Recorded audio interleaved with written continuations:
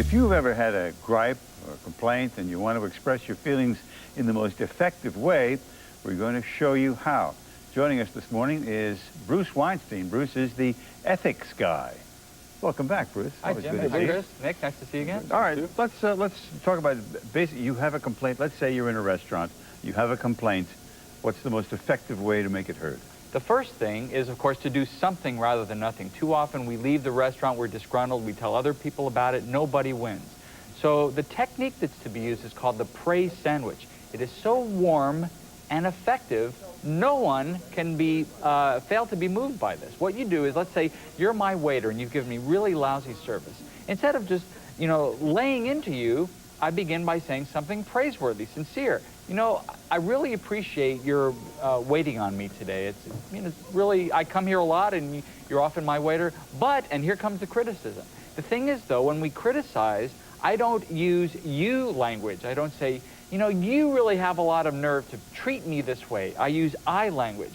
I've just noticed, however, that it takes a little longer than usual to get service. Then we end by affirming our faith in the other person. And I really hope that you'll take what I'm saying sincerely. But that doesn't sound like any fun. And it's not nearly as satisfying as looking the guy in the eye and say, "You're dumb and dirt." You know that?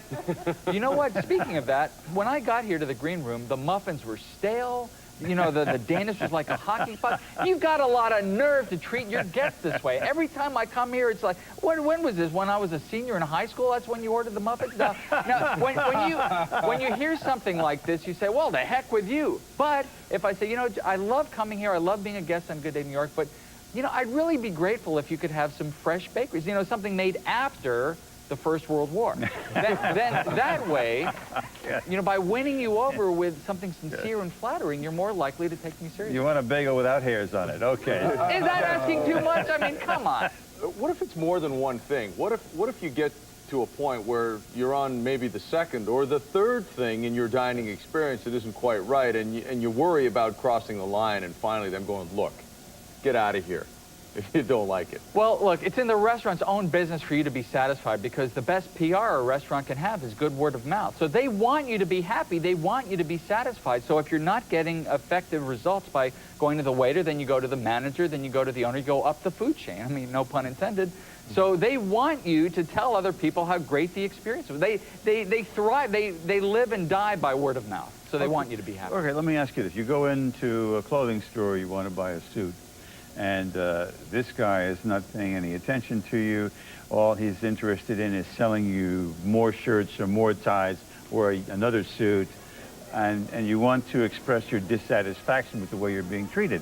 How do you go about it? Same rules? It's always the same principle. First, go to the person directly. Never go above someone's head first. You might have to if you don't get results that way, but go to the person, give them the benefit of the doubt. Maybe they're having a bad day. I mean, everybody, comes to work with their own problems, but give them the benefit of the doubt. And that saying, you can attract more flies with honey than vinegar.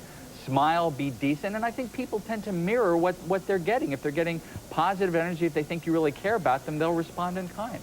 All right, Bruce, thank you very much. We'll be getting some good tips from Bruce Weinstein, the ethics guy, on how to make your complaint effective. Thanks for coming in. Thank you, Jim. Good to see you. Thanks, Bruce.